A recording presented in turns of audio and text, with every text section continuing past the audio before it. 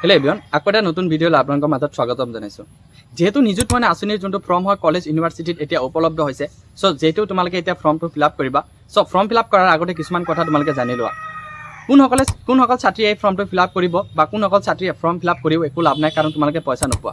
CM sir ডাঙৰীয়াই এই নিযুত মইনা আঁচনিৰ জৰিয়তে 4টা বছৰত 10 লাখ ছাত্ৰীক কি কৰিব, এই নিযুত মইনা আঁচনি কি কৰিব গতাই ল'ব। চ' এই 10 লাখ ছাত্ৰক কি কৰিব, 4টা বছৰৰ ভিতৰত তেওঁলোকৰ এই যোনটো আঁচনি হয় এই আঁচনিটো চলাই থাকিব। যদি তুমি HS ফাৰ্ষ্ট ইয়াৰ তোমালোকে পঢ়ি আছা, তেন্তে তোমালোকে প্ৰথম মাহত তোমালোকে 1000কৈ টকা অৰ্থাৎ বছৰত 10,000কৈ টকা তোমালোকে লাভ কৰিবা। আৰু যদি তোমালোকে গ্ৰেজুৱেশ্যন কৰি আছা, তেন্তে প্ৰতি মাহত তোমালোকে 1250 টকাকৈ লাভ কৰিবা। যদি আপোনালোকে মাষ্টাৰ ডিগ্ৰী কৰি আছে বা পোষ্ট গ্ৰেজুৱেট কৰি আছে বা BEdত ফাৰ্ষ্ট ছেমিষ্টাৰত আপোনালোকে এডমিশ্যন কৰিছে, তেতিয়াহ'লে আপোনালোকৰ প্ৰতি মাহত 2500 টকা অৰ্থাৎ বছৰত 25,000 টকা আপোনালোকে লাভ কৰিব।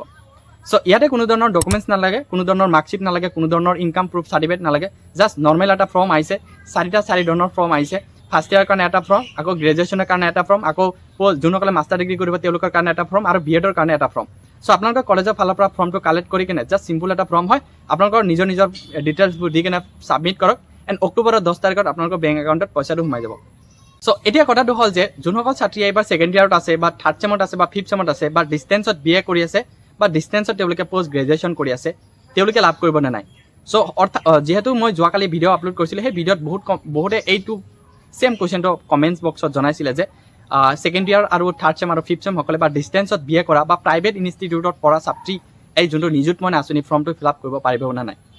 যদি তোমালোকে ডিষ্টেঞ্চত বা যদি তোমালোকৰ যিকোনো প্ৰাইভেট ইনষ্টিটিউটত যদি তোমালোকে যদি এডমিশ্যন কৰা, তেন্তে তোমালোকে এই যোনটো নিযুত মইনা আঁচনি হয় এই নিযুত মইনা আঁচনিৰ জৰিয়তে তোমালোকে টকাটো লাভ নকৰিবা।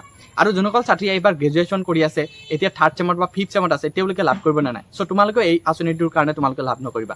যেতিয়া তোমালোকে পোষ্ট গ্ৰেজুৱেট, যেতিয়া তোমালোকে মাষ্টাৰ ডিগ্ৰী কৰিবা, যদি এই আঁচনিটো থাকি যায়, যিহেতু এই আঁচনিটো অনলি 4 বছৰৰ কাৰণে আহিছে, চ' 4 বছৰ পিছত যদি এই আঁচনিটো থাকে, তেতিয়াহে তোমালোকে এই আঁচনিটো লাভ কৰিবা।